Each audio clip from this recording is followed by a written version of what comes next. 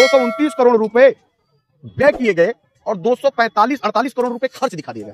वाह, गजब है भारत की सरकार की बांटने की नीति केंद्रीय रजिस्ट्रार सोसाइटी की और मिला निवेशकों। भारत देश का सबसे बड़ा दुर्भाग्य अभी चल रहा है हम गरीबों के लिए। पहले तो हम निवेशकों का पैसा से सुब्रत रॉय अपना ऐशो आराम किया, सारा सुविधा सुख अपनाया, उन्होंने मजा लिया, अपने बेटे की शादी में अरबों खरबों रुपया खर्चा किया। और अब जो पैसा बचा हुआ है उस पैसे से सरकार मनमानी कर रही है। आपको अभयदेव शुक्ला जी से अभी क्लिप सुनाया और भी पूरा बात को सुनाते हैं। अगर ऐसा होता है तो समझिए देश में सबसे बड़ा अन्याय अभी गरीबों के साथ हो रहा है। आजादी के बाद से आज तक जितने भी हम गरीबों के साथ अन्याय हुआ है उसमें से सबसे ज्यादा अन्याय अभी होने जा रहा है। अगर ऐसा सच में होता है तो पूरा बात को सुनिए, बहुत सारी बात हम बताने वाले हैं इस वीडियो में। तो इस बात को पहले शुरुआत करते हैं और भी बात आपको बताने जा रहे हैं। ये पहले भी बता चुके हैं कि हम करोड़ों की रणनीति के साथ आए हैं। दिल्ली की रामलीला मैदान पे हम सभी लोग आज इकट्ठा हुए हैं तो देश के 13 करोड़ निवेशकों के भुगतान के लिए कोई सकारात्मक कदम अभी भारत सरकार की तरफ से नहीं आ रहा। अब केंद्रीय रजिस्ट्रार कार्यालय की तरफ हमारे साथ ही मुफ्ती है। चूंकि केंद्रीय रजिस्ट्रार सोसाइटी लगातार लोगों के साथ छलावा कर रही है, कोई स्पष्ट जवाबदेही नहीं दे रही है, मिसमैच करा करके लोगों को गुमराह करके कर रही है।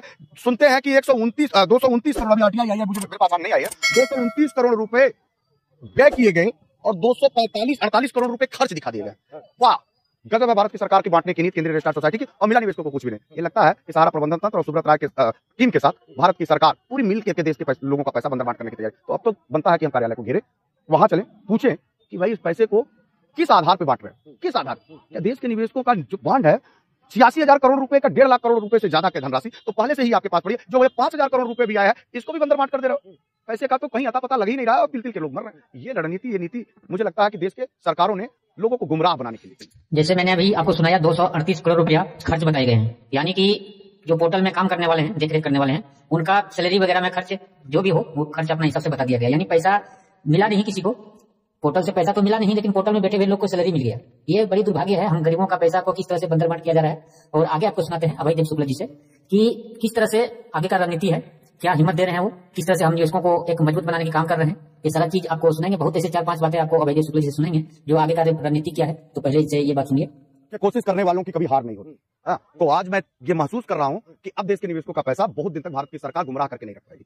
विश्वास रखिए, ऑल इंडिया जन आंदोलन संघर्ष न्याय मोर्चा का एक साथी क्रांतिकारी अभिवादन के साथ निकल चुका है। तब तक लड़ेगा जब तक देश के निवेशकों के भुगतान के रास्ते सुलभ होकर भारत की सरकार टॉप टेबल पे ऑल इंडिया जन आंदोलन संघर्ष न्याय मोर्चा, सहारा प्रबंधन तंत्र और स्वयं सरकार एक साथ बैठकर देश के निवेशकों का पैसे के भुगतान के रास्ते ना। जैसे इन्होंने बताया कि कोशिश करने वालों की कभी हार नहीं होती है, ये बिल्कुल सच बात है। अगर आप कोई भी काम में लगे रहते हैं तो एक न एक दिन सफलता तो मिलती ही है।